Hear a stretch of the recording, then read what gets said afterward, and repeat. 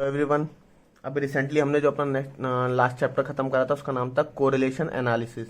ठीक है, कोरिलेशन के बाद अब जो हम नेक्स्ट टॉपिक की तरफ बढ़ने जा रहे हैं वो है हमारा रिग्रेशन। दोनों चैप्टर की बात करें, दोनों लगभग कजन्स है। क्लियर है, कजन स्टैंड फॉर कहीं ना कहीं इसके जो फॉर्मूले हैं वो लिंक होकर रिग्रेशन में यूज होने वाले हैं। ठीक है, तो बात करते हैं कोरिलेशन क्या था। कोरिलेशन बताता था, यहाँ पे हमने बोला था कोरिलेशन दो वेरिएबल के बीच की रिलेशनशिप बताता था। क्लियर है, रिग्रेशन भी सेम यही काम करता है। रिलेशन का भी मेन वर्क क्या है, रिलेशन भी रिलेशन को बताता है किस एक्सटेंट तक उनके बीच में रिलेशन है, मतलब कितना रिलेशन है उनके बीच में, प्लस वो हमें बताता है रिग्रेशन कि हम अपनी प्रेडिक्शन किस बेसिस पे कर सकते हैं। अब ये सब जो डेफिनेशंस वर्ड है ना, ये एग्जांपल के थ्रू समझ में आते हैं। Let us take example. Suppose करो हमारे पास दो आइटम है। सपोज एक आइटम है हमारे पास, ये कोई गुड्स है। क्लियर है, गुड्स को मुझे सेल करना है। इसकी क्वांटिटी जो मुझे सेल करनी है वो किसके ऊपर कहीं ना कहीं डिपेंड होने वाली है, प्राइस के ऊपर डिपेंड होने वाली है। क्लियर है, तो हम बोलते हैं क्वांटिटी का जो सॉल्यूशन है, मतलब क्वांटिटी कितनी सोल्ड होनी है, इट डिपेंड अपॉन प्राइस। तो कहीं ना कहीं क्वांटिटी और प्राइस के बीच में रिलेशन है। अब उस रिलेशन को फाइंड आउट करना है हमें कि किस हद तक कितना रिलेशन है हमारे पास। क्लियर है, तो हमारे पास जो रिग्रेशन एनालिसिस के अंदर मेथड है, मेथड बेसिकली बात करें हम तो दो मेथड है। पहला मेथड जो है वो है हमारा least square method, regression equation निकालने के लिए। ठीक है, पहला मेथड कौन सा, लीस्ट स्क्वायर मेथड। इसको हम लोग जो है नेक्स्ट चैप्टर के साथ लेंगे। उस चैप्टर का नाम है टाइम सीरीज, उधर हम लोग इसको डिटेल में करेंगे। क्लियर है, टाइम सीरीज के अंदर इसका ज्यादा यूज है। दूसरा जो चैप्टर है हमारा, मतलब दूसरा जो टॉपिक है हमारा, ठीक है, दूसरा टॉपिक है हमारा जो उनके बीच का एवरेज निकालना फ्रॉम इक्वेशन। क्लियर है, इक्वेशन के थ्रू रिग्रेशन इक्वेशन को निकालना। इसका क्या है, फॉर्मूले होंगे यहाँ पर, उन फॉर्मूले के ऊपर हमें फोकस करना है। यानी क्वेश्चन को दो तरीके से बोलेगा, आइदर वो लीस्ट स्क्वायर मेथड बोलेगा, विल बी लेटर, हम समझ जाएंगे इसमें क्या करना है। क्लियर है, और दूसरा वाला जो बोलता है वो है इक्वेशन वाले फॉर्मूले को। हमें क्या करना है, जस्ट उन फॉर्मूले को लर्न करना है। डेटा गिवन होगा आपको और क्वेश्चन में पुट करो, आंसर निकलते चले जाएंगे। सिंपल मेथड होता है, ज्यादा कुछ करना नहीं है इसके अंदर, अगर आपको पीछे की सारी चीजें प्रॉपर पता है तो। मैं ये नहीं कह रहा याद हो, अगर यू नो, अगर आपको रिमेंबर भी है, कुछ हद तक भी याद है, आप ये सारी चीजें मेरे साथ साथ कवर कर लोगे। क्लियर है, तो अभी हम जो है फॉर्मूले देखना स्टार्ट करते हैं। लीनियर इक्वेशन फॉर्मूला होता क्या क्या है, तो सबसे पहले ना दो बातें याद रखनी है हमें। इसको रिग्रेशन इक्वेशन को पढ़ने के दो एंगल है। सपोज करो हमारे पास एक ऐसी इक्वेशन लिखी है। अच्छा, इसके लिए दूसरी रिक्वायरमेंट क्या है, आपको बेसिक पता होना चाहिए मैथ का। बेसिक स्टैंड फॉर वो जो बेसिक के अंदर हमें 10th का मैथ आना चाहिए। 10th का मैथ में मतलब वो जो इक्वेशन नहीं होती टू वेरिएबल वाली, जिसके अंदर हम जो एक्स और वाई की वैल्यू निकालते थे, अगर ये आपको आता है तो चैप्टर बहुत इजी हो जाएगा।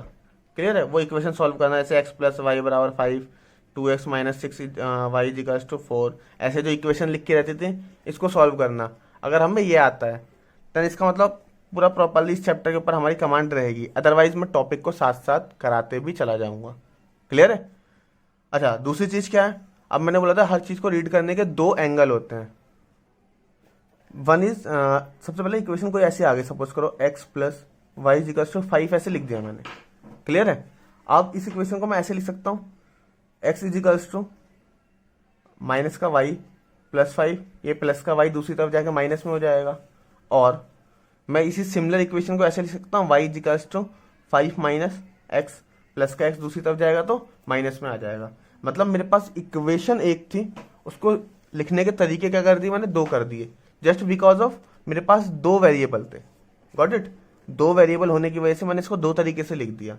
अब देखना, अगर मैं x की वैल्यू निकालनी है मुझे कुछ, अगर मैं y की वैल्यू अपनी तरफ से रखता हूँ, 0 रख दूँ, y बराबर 0 रख दूँ मैं, तो x की वैल्यू कितनी हो जाएगी, माइनस का 0 प्लस 5 दैट इज 5।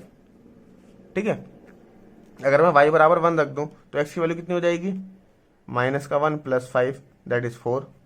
अगर मैं y बराबर 2 रख दूँ या 10 रख दूँ तो x की वैल्यू कितनी हो जाएगी, माइनस का 10 प्लस 5 दैट इज माइनस का 5। इस टाइप से वैल्यूज आ रही हैं। और यहीं अगर मैं इस वाली इक्वेशन में देखूं, मुझे y की वैल्यूज निकालनी है तो मैं किसकी वैल्यू रखता हूँ, अगर मैं x की वैल्यू रखता हूँ, व्हेन x बराबर 0 then y becomes 5 minus 0 that is 5, when x बराबर 1 y equals to 5 minus 1 that is 4, when x बराबर 10 y becomes 5 minus 10 that is minus का 5। क्लियर है, इस टाइप से हो गया।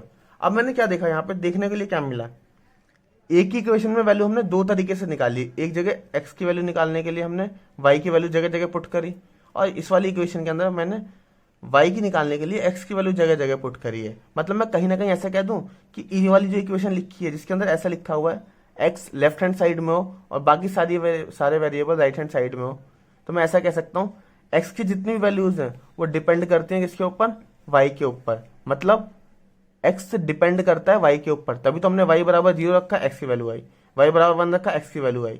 क्लियर है? तो यहाँ पे मैं क्या कह सकता हूँ, x depend on y, x किसके ऊपर डिपेंड करता है, वाई के ऊपर डिपेंड करता है। Got it? यहां कर अगर मैं बात करूं तो यहाँ पर इक्वेशन एक ही थी, बट यहाँ पर वाई किसके ऊपर डिपेंड कर रहा है, एक्स के ऊपर डिपेंड कर रहा है। तो मैं ऐसा लिख सकता हूं वाई डिपेंड ऑन एक्स। मतलब अगर हमारा चैप्टर का नाम है रिग्रेशन इक्वेशन या रिग्रेशन एनालिसिस, जैसे वर्ड यूज हो रहा है इक्वेशन, तो इक्वेशन हमारे माइंड में एक इक्वेशन आ जानी चाहिए। अब इक्वेशन के अंदर हमारे पास यहाँ पे बोल दिया 2 और मोर वेरिएबल के बीच का रिलेशनशिप होता है। अगर 2 और मोर वेरिएबल के बीच की बात है तो इसका मतलब इक्वेशन के अंदर 2 वेरिएबल भी आने वाले हैं हमारे पास। Got it? 2 वेरिएबल है तो उसके अंदर से एक डिपेंडेंट होगा और दूसरा इंडिपेंडेंट होगा।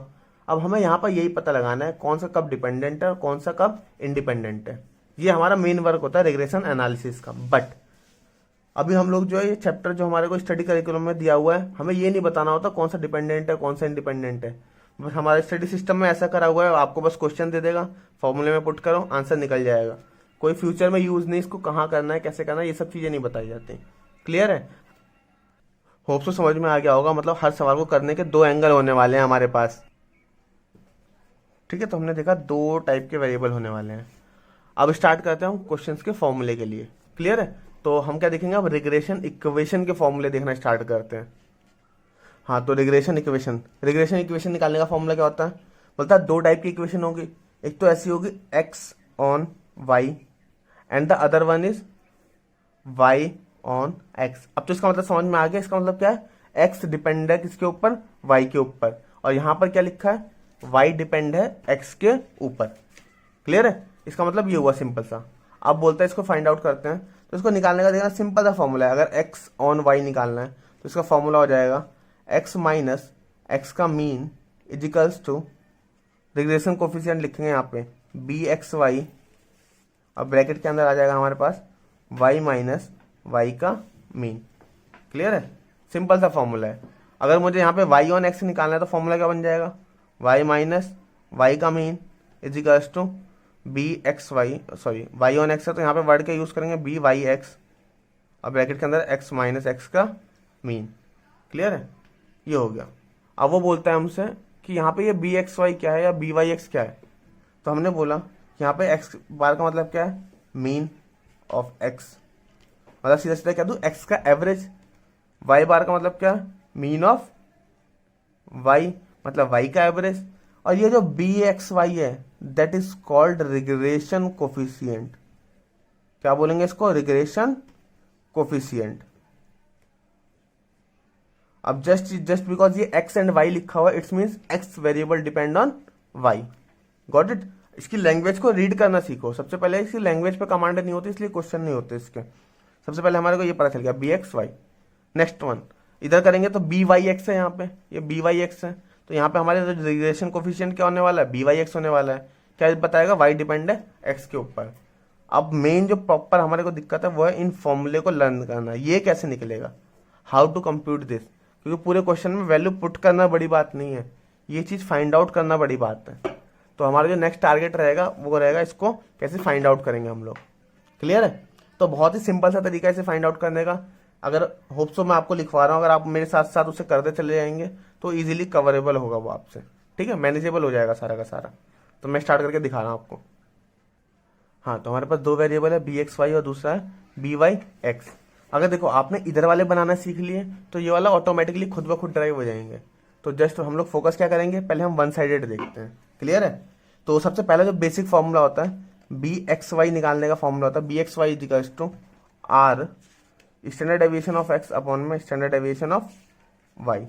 सिंपल सा फॉर्मूला होता है। अब इस आर का मतलब पता होना चाहिए आपको, where r is stand for correlation coefficient. क्या लिखा है, आर का मतलब क्या है, कोरिलेशन कोफिशिएंट, ठीक है। तो अब इसका मतलब क्या है, कहीं ना कहीं हमें आर निकालना आना चाहिए। देखो फॉर्मूला अगर याद रह जाए तो अच्छा है, मैं बस ये बता रहा हूँ बनाओगे कैसे इसको, मतलब एक लिंक क्रिएट करना पड़ता है ना, स्टैट्स के अंदर तो बहुत सारे फॉर्मूले हैं, किस हद तक याद करोगे, ये तो सारी दिक्कतें हैं, ठीक है। तो हमें पता चला आर का मतलब क्या है, कोरिलेशन कोफिशिएंट है, ये हमें पहला फॉर्मूला पता चला। फिर इसके बाद हमने बोला इन फॉर्मूले को मैं जरा इसको सिंप्लीफाई करता हूँ, तो it becomes b x y is equals to r. R निकालने का फॉर्मूला क्या था, अगर याद हो आप लोगों को, standard deviation of X and Y upon में N, standard deviation of X into में स्टैंडर्ड डेविएशन ऑफ वाई, ये सिंपल आर निकालने का फॉर्मूला था, ठीक है। और यहाँ पे ये वाली प्रॉपर चीज इसके साथ मल्टीप्लाई में चल रही है। मैं इसको सिंप्लीफाई करूँ तो एच डी ऑफ एक्स से H D of x cut जाएगा, ठीक है। सिग्मा एक्स वाई अपॉन में एन, ये जो फॉर्मूला होता है ये होता है कोवेरियंस का फॉर्मूला होता है, क्लियर है। तो मैं ऐसे लिख दूँ इसको, covariance of data X and Y upon में standard deviation of Y, standard deviation of Y, तो मैं सीधा सीधा ये लिख दूँ स्टैंडर्ड डेविएशन ऑफ वाई का स्क्वायर, इस टाइप से लिख सकते हैं। तो मतलब हमारे ये दूसरा फॉर्मूला बन गया, ये क्लियर है, बी एक्स वाई निकालने का ये हमारा दूसरा फॉर्मूला बन गया। अच्छा, इसके बाद हमने बोला ये ठीक था, ये सब कुछ ठीक ठाक था, इसको हमने बोला और सिंप्लीफाई करते हैं, क्लियर है। तो इसको और सिंप्लीफाई करने के लिए इन्होंने क्या बोला कि आप एक काम करो, इसको और छोटा ब्रेक कर लो। और छोटा करने का मतलब और लिंक क्रिएट करो, इसको और छोटा बना लेते हैं हम। तो इसको और छोटा कैसे करेंगे, बी एक्स वाई बिकम्स, इसको हम और सिंप्लीफाई करते हैं तो फॉर्मूला क्या हो जाएगा, देखना कोवेरियंस निकालने का फॉर्मूला क्या होता है, कोवेरियंस का फॉर्मूला हमने रीड करा था, कोवेरियंस निकालने का फॉर्मूला क्या था, सिग्मा एक्स वाई अपॉन में एन। अभी देखो ऊपर हमने यही तो बताया, सिग्मा एक्स वाई अपॉन में एन, यही तो था कोवेरियंस का फॉर्मूला। तो मैं इसको कोवेरियंस को ऐसे लिख सकता हूँ, सिग्मा एक्स वाई अपॉन में एन।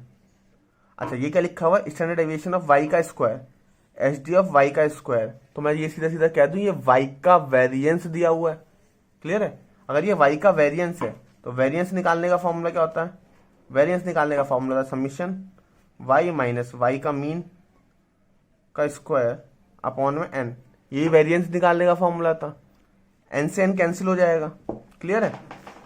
ये हो जाएगा हमारा सिग्मा एक्स वाई स्मॉल वाला divide by y minus Y का मीन, इसी को तो हम स्मॉल वाई से नोटेशन देते थे। तो ये फॉर्मूला क्या बन जाएगा, b x Y equals to sigma x y upon में सिग्मा वाई का स्क्वायर। बस वहां पे ऐसे लिख दो, जैसे थोड़ा इसे दिखाने के लिए क्या करो, इसको ऐसे लिख दो, वेयर